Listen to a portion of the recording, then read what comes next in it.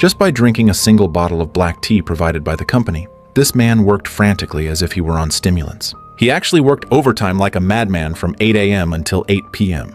Even more ridiculous was that he not only felt no fatigue, but actually felt he could continue working until the next day. However, just then, he rolled up his sleeves, only to discover that his arm was covered in strange bumps. Stranger. Hey. Did I catch you reminiscing about last night? 'Cause that's all I've been doing this morning. You caught me. At Trump Tower in New York, a woman working overtime carefully rolled up her sleeves, revealing that her arm was covered in bumps of various sizes, appearing as if she had contracted some kind of infectious disease. Her name was Rachel, and she was the company's marketing planner. Looking at the bumps on her arm, she revealed a panicked expression. Just then, the phone on the desk suddenly rang. It was a call from her mother, Tammy. Rachel told her mother that she was still working overtime at the company and had a very important meeting tonight. Hearing that her daughter was still working overtime, her mother felt the company was going too far, questioning why they made employees work so late at night. But before Tammy could finish speaking, Rachel began to cough. At that moment, the company supervisor Kelsey walked over, and Rachel hurriedly hung up the phone.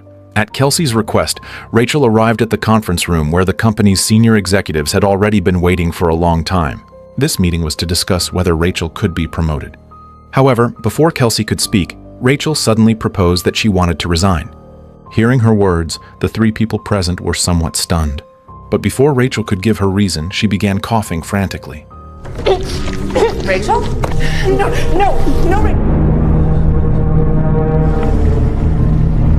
Yet looking at Rachel on the floor, the company executives remained expressionless, seeming to have become accustomed to this long ago. The scene shifts to a bar where a man is singing on the stage. As his melodious singing voice rose, the guests in the bar were attracted by his sound. His name was Luke, a singer who loved classical music. Although his singing was very good in this fast-paced era, there were not many people who liked this kind of music anymore. Seeing the sparse applause, Luke couldn't help but feel a little disappointed. Because there were few customers, his income today was a pitiful $300. However, while Luke was chatting with a customer, he accidentally ran into his good friend Andy. Andy used to be a bassist in a band and was also a music lover. But due to the pressure of life, he had to give up his dream and find a job. Seeing that Luke was still singing at the bar, Andy took out a business card and told Luke that the company he worked for happened to be hiring, and the job content was promoting a type of black tea beverage, requiring no experience or excellent academic qualifications. What's the pay like? Entry level starts at $100K. No experience required. Think about it. Hearing Andy's introduction, Luke was somewhat tempted, but thinking of his guitar, he was a bit reluctant to part with it. Just as he was struggling with whether to give it a try, his girlfriend Elise found him. It turned out that since graduation, Luke had been singing in bars, and although his monthly income was over $3,000, it was still unable to meet the household expenses. Elise wanted Luke to give it a try. After all, they were getting married soon, and money was needed everywhere. His girlfriend's words made Luke feel uncomfortable. He felt insulted, and they had a dispute because of this.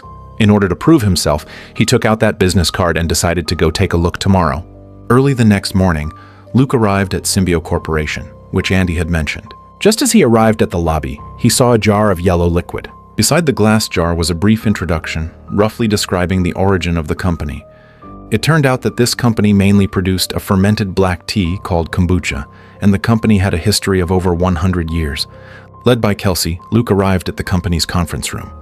At first, Luke was a bit diffident. After all, he had no work experience. But to his surprise, Kelsey didn't care about degrees or experience at all. She just asked some simple questions and then took out the labor contract. Luke checked carefully and found that the hourly wage was not the $100 Andy had mentioned, but $107. What surprised Luke even more was that this was only the probationary wage. If he became a regular employee, the hourly wage would reach $150. In addition to the basic salary, the company also had a reward system where for every order completed, he could take a 1% commission reward, cashed out on the spot with no arrears. Looking at such high remuneration, Luke was a little worried, wondering what if he couldn't handle the job. However, Kelsey told him not to worry. His task was very simple, just to maintain the clients of the previous staff member. Submit orders when customers place them, and help plan activities when customers need events. Looking at the confident Kelsey, Luke was a bit dazed, wondering what exactly the company's beverage was and why it was so popular. But what if they don't like kombucha? Believe it or not, we've never run into that problem before. Everybody gets on board eventually. Do you partake? I don't. Those floating SCOBY things kind of freak me out. Okay, well, don't worry. You'll get over that. Do you know what SCOBY stands for? No. Symbiotic culture of bacteria and yeast. A natural, harmonious partnership. Really nothing to be afraid of. Although he felt the work tasks were a bit ridiculous, faced with such a high salary, Luke still couldn't refuse, so he immediately signed the employment contract, deciding to work for a while to see. After completing the onboarding paperwork, Kelsey led Luke to his workstation. But as soon as he got there, he saw a memorial photo on the desk, along with several bouquets of flowers. Kelsey hurriedly threw these things into the trash can, explaining that the previous employee had unfortunately passed away due to a sudden illness, and these were things everyone used to commemorate her. Luke didn't pay it much mind. However, just as Kelsey was introducing Luke to new colleagues, an old woman suddenly burst into the corridor. From Andy, Luke learned that this old woman was Tammy, the mother of the colleague who had died of sudden illness previously. Although it was a sudden illness, because Rachel died at the company still paid Tammy millions in compensation according to standard procedures. But because she lost her daughter, Tammy couldn't accept it, so she would come to the company to cause trouble. Hearing Andy's explanation, Luke thought Tammy just couldn't accept reality, so he didn't care either. After simply familiarizing himself with the business process, Luke went back to his apartment first and told his girlfriend about finding a job, hoping she would forgive him. However, Elise felt she needed to think it over carefully. To prove himself to his girlfriend, Luke decided to work hard and make sure to achieve results. Early the next morning, Luke came to the company full of confidence. Downstairs, he even encountered a street singer. Looking at the passionate girl, Luke generously took out $10. However, shortly after Luke went upstairs, the girl singing at the door was chased away by security. Seeing Luke drinking coffee, Kelsey wanted him to taste the company's kombucha, but Luke didn't like tea. Seeing Kelsey suddenly get angry, Luke felt it was a bit strange. Just then, Andy walked over and told Luke he had better try the company's kombucha drink. Otherwise, he wouldn't be able to describe it properly when talking to customers. Luke also felt that made sense, but he had only taken one sip of his coffee and wanted to wait until he finished it. However, before Luke could finish speaking, he looked up to see his colleagues staring at him weirdly. But when he looked again, he saw that everyone was busy with their own work. So he assumed he must have been mistaken and didn't think much of it. Under Andy's persuasion, he had to take a bottle of kombucha drink from the refrigerator. However, before he was ready to drink, Kelsey impatiently began to urge him. Looking at the strange Kelsey, Luke couldn't refuse, so he had to open the cap and try a sip. The taste of kombucha was a bit odd with a slimy sensation. Seeing Luke drink the beverage, Kelsey walked away satisfied. Back at his workstation, Luke turned on his computer. A client needed event planning and required him to produce a proposal. Coincidentally, this was Luke's major, so he opened PowerPoint and started working. During the work process, Luke took a few more sips of the kombucha drink, but to his surprise, the strange texture from earlier was completely gone, replaced by a sweet aftertaste. The more he drank, the better it tasted, and unknowingly he finished the whole bottle. However, when he came back to his senses, he found it was already evening, and his colleagues had all left. Luke looked back and realized it was already 8 p.m. He thought he had just been too focused on work and didn't mind. He sent the proposal to Kelsey and turned to leave the company. While walking through the lobby, he specifically glanced at the glass jar at the entrance, lamenting that no wonder so many people liked tea. The tea water was surprisingly delicious. However, Luke, who turned to leave, did not notice that some tiny things were breeding inside the glass jar. Early the next morning, Luke came to the company as usual. Just as he arrived at the door, he saw Kelsey and others waiting for him. It turned out the client was very satisfied with his proposal yesterday and directly ordered $500,000 worth of goods. According to the agreement at the time of employment, Luke could take away a $5,000 commission today. Looking at the check Kelsey handed over, Luke was caught off guard and immediately texted his girlfriend. Learning that Luke earned $5,000 on his first day of work, Elise was also very happy. To celebrate, they went to a restaurant for steak. Seeing that Luke had really changed, Elise decided to hold the engagement ceremony next month. Hearing his girlfriend's decision, Luke was also very happy. Early the next morning, Luke arrived at the company as usual, and Andy handed him a bottle of kombucha. Looking at the drink in his hand, Luke remembered the scene from a few days ago. At that time, he only drank one bottle and didn't feel tired all day. He suspected the drink contained stimulants. However, Andy told him it was actually due to tea polyphenols, and the company's kombucha drink not only refreshed the mind, but also improved digestion. Looking at the strange Andy, Luke felt something was wrong. This time he didn't drink it, but secretly poured it down the drain. Just as Luke speculated, there was indeed a problem with the company's kombucha drink. For the rest of the day, he couldn't concentrate and felt muddled. But this wasn't the weirdest part. After work, Luke lay in bed tossing and turning, feeling terrible all over.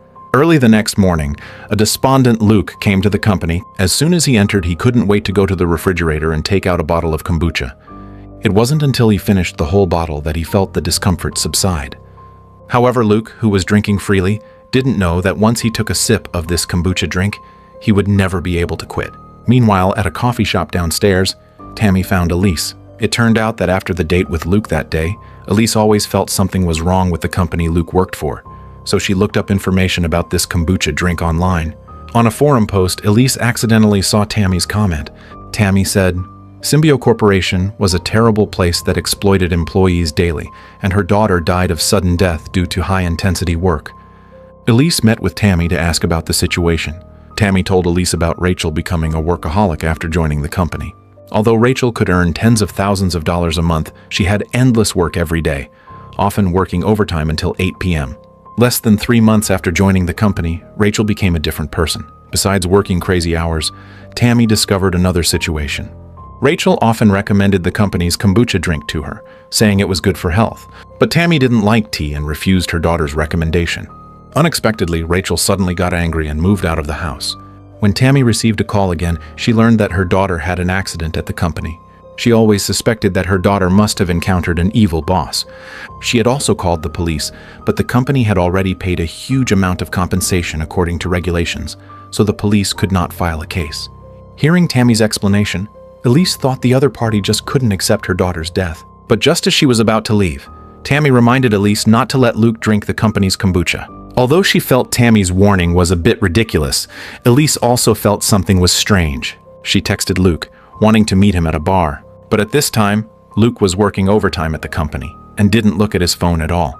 In the following weeks, Luke completely turned into a workaholic, spending every day either rushing proposals or attending meetings. Noticing something was wrong with Luke, Elise remembered Tammy's warning. She found Luke and told him about Rachel's experience. However, at this time, Luke was completely obsessed and couldn't listen to Elise's warning at all. He even tried to pitch the company's kombucha drink to Elise. Seeing Elise refuse, Luke left the bar angrily. Without Elise's disturbance, Luke devoted himself wholeheartedly to his work, and in the following months he signed several more large orders. Luke's growth made Kelsey very happy, and she decided to promote Luke, making him the leader of a new team. To celebrate Luke's promotion, Kelsey specifically treated Luke to a big meal. While waiting at the restaurant, Elise called, but Luke no longer had his past enthusiasm. He coldly rejected Elise, saying he was in a meeting. Before Elise could speak, Luke hung up the phone. After dinner with Kelsey, Luke even went to Kelsey's house to discuss work with her. Happy Luke was immersed in his career rise, unable to extricate himself. However, just when he thought he could reach the pinnacle of life, an accident happened. This morning, Luke suddenly felt his arm itching. He rolled up his sleeve, only to see his arm covered in small bumps. Stranger. Hey.